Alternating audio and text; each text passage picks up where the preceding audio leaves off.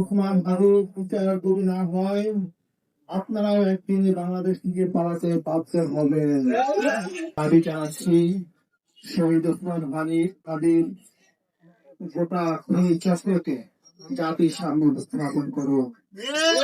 একটা জিনিস আপনারা মনে রাখবেন, বাংলাদেশে জুলাই বিপ্লবের আগে যারা ক্ষমতাধর ছিলেন, যারা রাষ্ট্রকে নিজেদের মনে করতেন, তারা কিন্তু আজকে কেউ বাংলাদেশে নাই, তারা পালাতে বাধ্য হয়েছে।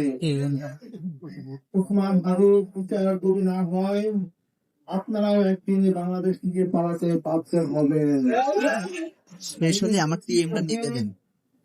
শেষ হলে টিএমটা নিয়ে দেবেন। হত্যা করেছেন, মনে রাখবেন। হ্যাঁ, এটার পরে কোন রাষ্ট্র কোন তামিলের কাছে কখনোই মাথা মতো করা নয়। যদি মাথা অন্য অন্য বিক্রি হয় নেতাদের মতো দেশ সুখে জীবনযাপন করতে পারত। সে বাংলাদেশে আপনারা যদি মানুষকে পথ দেখিয়েছে কিভাবে রাজপথে আন্দোলন করতে হয়, কিভাবে স্বাধীনতা সার্বভৌমত্ব টিকিয়ে রাখতে হয়, এজেন্সি লক্ষ্য চক্ষুকে উপেক্ষা করে জনসাধারণের নেতা হয়ে উঠতে হয়, ওসমান হাদি এটা আমাদের সামনে প্রমাণ করে গেছেন। আপনারা দেখবেন জীবিত ওসমান হাদির চেয়ে শহীদ ওসমান হাদি অনেক গুণ শক্তিশালী হয়ে আমাদের কাছে ফিরে আসছে। বাংলাদেশের কোটি কোটি মানুষ ওসমান হাদির বিচারের অপেক্ষায় আছে। সরকারের কাছে আমি অনুরোধ করব, আপনাদের রাষ্ট্র ক্ষমতায় থাকাকালীন অবস্থায় ওসমান হাদিকে হত্যা করা হয়েছে, এই হত্যার দায় আপনারা এড়াতে পারবেন না।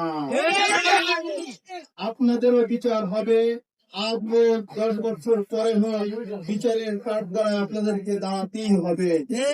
আপনারা যদি মনে করেন আর 2 মাস পরে রাষ্ট্র ক্ষমতা থেকে চলে যাবেন, বিদেশে চলে যাবেন, মনে রাখবেন এই দেশের জনতা আপনাদেরকে কাঠ দ্বারা দাঁড় করাবি।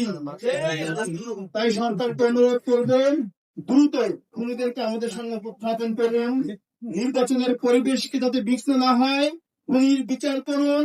আপনারা ওসমান হাদিকে হত্যা করিয়েছেন, আবার আপনারা এই যদি ইস্যু করে নির্বাচন ধ্বংস করার চেষ্টা করতেছেন, তা আমরা কখনো হইতে দিব না।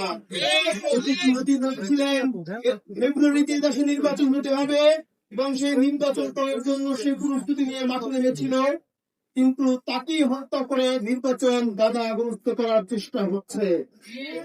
প্রিয় বিপ্লবী জনতা, আপনাদের কাছে অনুরোধ থাকবে, আজকে আমরা শহীদ শপথ পাঠ করার পরে পরবর্তী প্রোগ্রামের জন্য অপেক্ষা করব। পরবর্তী প্রোগ্রাম থেকে খুনিদেরকে গ্রেপ্তার করা না পর্যন্ত রাজপথ ছেড়ে আমরা যাব না ইনশাআল্লাহ।